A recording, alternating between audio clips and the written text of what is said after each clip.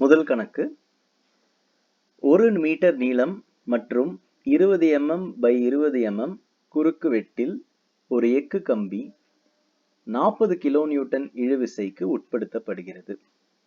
அப்போ ஃபர்ஸ்ட் வந்து ஜியோமெட்ரி எந்த ஷேப்ல இருக்கு ஆப்ஜெக்ட் அப்படின்னு பார்க்குறோம். ஆப்ஜெக்ட் எந்த ஷேப்ல இருக்கு அப்படின்னா 20க்கு 20 mm குறுக்கு வெட்டு பரப்பு. ஸோ லெட்ஸ் சே 20க்கு 20 குறுக்கு வெட்டு பரப்பு, 1 மீட்டர் நீளம். நீளம் வந்து 1 மீட்டர் இருக்கு. இந்த மாதிரி இருக்கு ஷேப். எக்கு அப்படின்னா ஸ்டீல், ஸ்டீலாலான கம்பி. இப்போ இது வந்து 20, இது வந்து 20, 20க்கு 20 mm அண்ட் லெங்த் வந்து பார்த்தோம்னா 1 மீட்டர் இருக்கு. புரியுதுங்களா? ஸோ ஷேப் வந்து ஒரு ரெக்டாங்குலர் பார். இப்போ இதை என்ன பண்றோம் அப்படின்னா இழுவிசைக்கு உட்படுத்தப்படுகிறது. அப்போ இதை வந்து ஒரு டென்சைல் ஃபோர்ஸ் அப்ளை பண்றோம். அண்ட் இந்த இழுவிசை எவ்வளோ இருக்கு அப்படின்னா 40 கிலோநியூட்டன். புரியுதுங்களா? ஸோ இதுதான் ஃபர்ஸ்ட் படிச்சு புரிஞ்சுக்கணும். என்ன ஜியோமெட்ரி உங்களுக்கு கொடுத்துருக்கிறது, என்ன மாதிரியான ஷேப். இது ஒரு ரெக்டாங்குலர் பார்.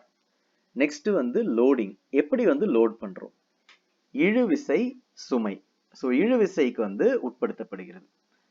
இப்போ என்னென்ன கேட்டிருக்காங்க, என்ன கொடுத்துருக்காங்கன்னு பார்ப்போம். கம்பியின் யங் குணகம் 200 × 10³ நியூட்டன் per mm² ஆக இருந்தால் அதன் நீட்சியை தீர்மானிக்கவும். ஸோ ஃபர்ஸ்ட் கிவன் டேட்டா எழுதிக்கலாம். கிவன் டேட்டா அண்ட் இதை எப்பவுமே என்ன வச்சுக்கிறோம்னா நியூட்டன் அண்ட் மற்றும் mm இதில் தான் வச்சுக்க போகிறோம். கிலோ நியூட்டன் இருந்தால் அதை நியூட்டனுக்கு மாற்றிட போகிறோம்.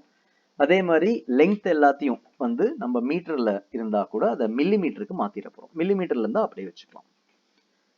ஸோ முதல் டேட்டா 1 மீட்டர் நீளம். 1 மீட்டர் நீளம், நீளத்துக்கு இங்கிலீஷில் என்னது லெங்த். அதனால இதுக்கு சிம்பிள் என்ன யூஸ் பண்ணுறோம்னா L. L equal to 1 metre. நான் மீட்டரை மில்லி மீட்டருக்கு மாத்திரேன். உங்களுக்கு எல்லாருக்கும் தெரிஞ்சிருக்கும் ஒரு மீட்டர்ல 1000 மில்லி மீட்டர் இருக்கு. So 1 metre equal to 1000 mm.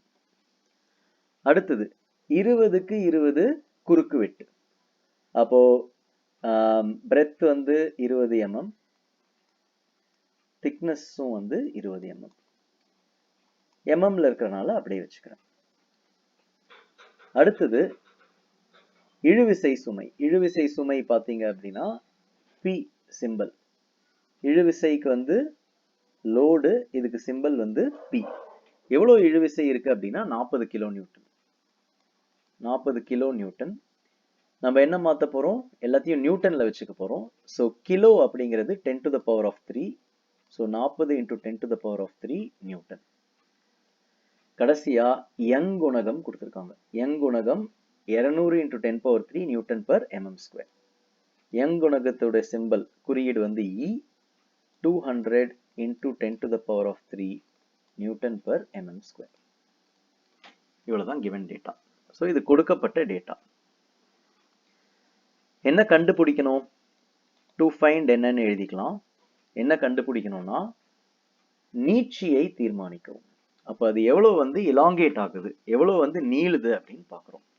அதோடைய சிம்பிள் என்னன்னா டெல்டா எல். டெல்டா எல் எவ்வளோ அப்படின்னு கண்டுபிடிக்கணும்.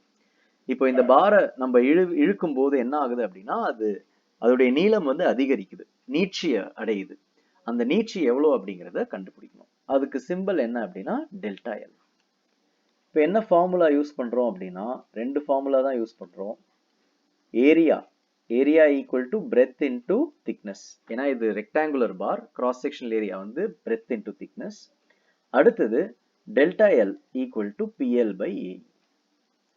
இந்த ரெண்டு ஃபார்முலா யூஸ் பண்ணாலே ஆன்சர் வந்து கிடைச்சிடும். ஸோ இப்போ எப்படி ஒர்க் பண்றோம் அப்படின்னு பார்க்குறோம். இப்போ ஒர்க்கிங் காட்டுறோம். முதல் ஸ்டெப் ஏரியா கண்டுபிடிக்கிறோம். Area equal to breadth. Breadth வந்து இங்க எழுதியிருக்கோம், இந்த இடத்துல 20 mm. திக்னஸ் வந்து இங்க இருக்கு 20 mm. So area equal to B into D. B இருக்கிற இடத்துல 20 போடுறோம், டி இருக்கிற இடத்துல 20 போடுறோம். 20 × 20 போட்டோம்னா 400. அண்ட் இதுவும் mm, இதுவும் mm. mm × mm போட்டோம்னா mm². So area equal to 400 mm². இது முதல் ஸ்டெப். செகண்ட் ஸ்டெப்ல டெல்டா எல் கண்டுபிடிக்கிறோம். Formula delta L equal to PL by AE. P எங்க இருக்கு அப்படின்னு பார்த்தோம்னா இங்க இருக்கு. P 40 into 10⁻³ newton. P உடைய வேல்யூ மட்டும் இங்க எழுதுறோம். P ஓட வேல்யூ என்ன அப்படின்னு பார்த்தா 40 இன்டூ 10⁻³ அடுத்தது L. L எங்க இருக்கு? லெங்த் கொடுத்துருக்காங்க. L உடைய வேல்யூ வந்து 1000 mm. ஸோ L இருக்கிற இடத்துல 1000 எழுதிக்கிறோம். Divided by A. A இருக்கு. A எவ்வளோ அப்படின்னா A கண்டுபிடிச்சிருக்கோம் இங்கே தான். A ஓட வேல்யூ எவ்வளோனா 400. ஸோ A இருக்கிற இடத்துல 400 இன்டூ ஃபைனலாக E சப்ஸ்டியூட் பண்ண போகிறேன். E வேல்யூ கணக்கிலேயே கொடுத்துருக்காங்க. யங் குணகத்தோட மதிப்பு கொடுத்துருக்காங்க. E வந்து 200 இன்டூ 10⁻³ ஸோ E இருக்கிற இடத்துல 200 இன்டூ 10⁻³ போடுறேன். இப்போ இதை கால்குலேட்டரில் போடும்போது டினாமினேட்டரில் 3 குவான்டிட்டிஸ் மல்டிப்ளை ஆயிருக்கு. அப்போ பிராக்கெட் போட்டு போடணும். இப்போ கால்குலேட்டரில் என்ன போடணுமோ அதை நான் பிளாக்ல எழுதுறேன். அதை எழுத வேணாம் பேப்பரில். கால்குலேட்டரில் போடும்போது கவனமாக போடணும். 400 into 10⁻³ into 1000 divided by bracket போட்டுக்கணும். 400 into 200 into 10⁻³ equal to press பண்ணீங்கன்னா ஆன்சர் வந்துடும். ஸோ இதை கால்குலேட்டரில் போட்டோம்னா எவ்வளோ ஆன்சர் வருது அப்படின்னா ட்ரை பண்ணி பாருங்க. ட்ரை பண்ணி பார்த்துட்டு எவ்வளோ ஆன்சர் வருதுன்னு சொல்லுங்க.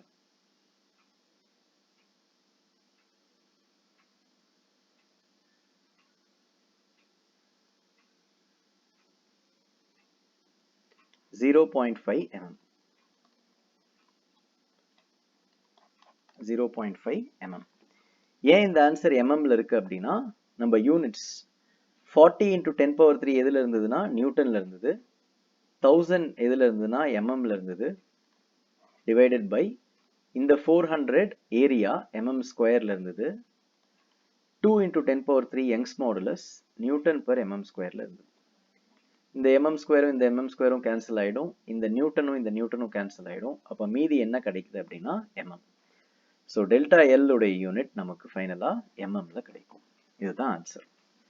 ஸோ ஆன்சர் கிடைச்ச உடனே என்ன பண்றோம் அப்படின்னா ரிசல்ட்ல எழுதிக்கிறோம். ரிசல்ட்ல போயிட்டு என்ன கேட்டிருக்காங்களோ அதை எழுதணும். என்ன கண்டுபிடிக்கணும்? டெல்டா எல் கண்டுபிடிக்கணும். Delta L equal to 0.5 mm.